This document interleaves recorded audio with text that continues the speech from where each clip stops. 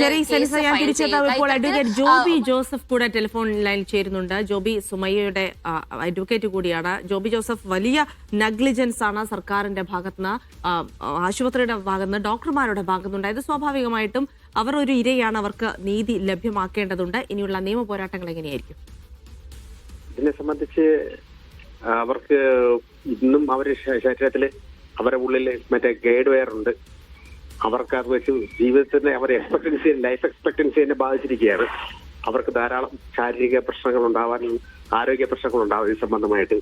അപ്പൊ അത് സംബന്ധിച്ച് അവർക്ക് സർക്കാരും തിരിഞ്ഞു നോക്കിയിട്ടില്ല. ആരോഗ്യ വകുപ്പിന് എതിരെയും ഡോക്ടറിനെതിരെയും സർക്കാരിനെതിരെയുമാണ് അവർ കേസ് ഫയൽ ചെയ്യുന്നത്.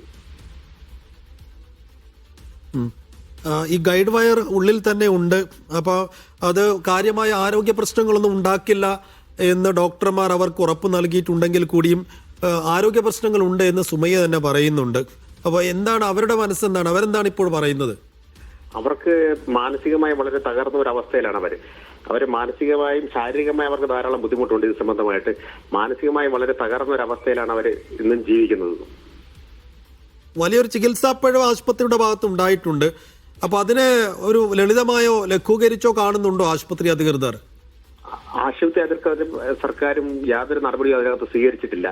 അത് ചികിത്സാ പിഴവ് സംഭവിച്ചു എന്ന് തന്നെ സർക്കാർ സമ്മതിച്ചിട്ടുണ്ടെങ്കിലും യാതൊരു നടപടിയും അതിന് കൈക്കൊണ്ടിട്ടില്ല ഇതുവരെ. എന്ന് വെച്ചാൽ ഒരു സഹായം നൽകുന്ന കാര്യത്തിലൊന്നും ആരോഗ്യവകുപ്പിന്റെ ഭാഗത്തൊന്നും യാതൊരു ഇടപെടൽ ഉണ്ടായിട്ടില്ല. യാതൊരു തീരുമാനവും നാളെ ഇതുവരെ ഉണ്ടായിട്ടില്ല. അതുകൊണ്ടാണ് അവർ കേസിലേക്ക് നീങ്ങിയത് ഇത് സംബന്ധമായിട്ട്. യെസ്, അപ്പോൾ എന്തായാലും ശരി, വളരെയധികം നന്ദി ശ്രീ ജോബി. എന്തായാലും നിയമ പോരാട്ടത്തിലേക്ക് കടക്കുമ്പോൾ അവർക്ക് നീതി ലഭ്യമാകും എന്ന് തന്നെ പ്രതീക്ഷിക്കാം. പക്ഷെ അതൊരു വലിയ കടുത്ത നിയമ പോരാട്ടമായിരിക്കും. കാരണം ഹർഷിനിയുടെ കേസ് നമുക്ക് മുൻപിലുണ്ട്. കാലത്തോളം അവർ നീതി തേടി പലതരത്തിലുള്ള സമരങ്ങൾ നടത്തിയത്.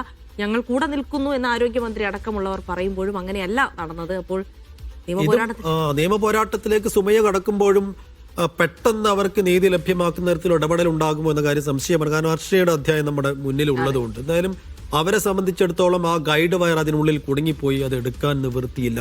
എത്രമേൽ നിസ്സഹായമായ ഒരു അവസ്ഥയിലാണ് കുടുംബവും ആ യുവതിയും ഉള്ളത് എന്ന് ആലോചിക്കുമ്പോൾ തന്നെ പ്രയാസമാണ്. പക്ഷെ എന്തായാലും പ്രതീക്ഷ കൈവിടാതെ നിയമ പോരാട്ടത്തിന് പോകുന്നവരെ അഭിനന്ദിച്ചേ മതിയാവൂ. ആ നിയമ പോരാട്ടത്തിന് എല്ലാ പിന്തുണയും നമ്മളും വാഗ്ദാനം ചെയ്യും. യെസ്, അപ്പോൾ ഇടവേളയാണ്. ഇടവേളയ്ക്ക് ശേഷം നമുക്ക് ഫാസ്റ്റ് ന്യൂസിലേക്ക് അടക്കം മടങ്ങിയെത്തേണ്ടതുണ്ട്.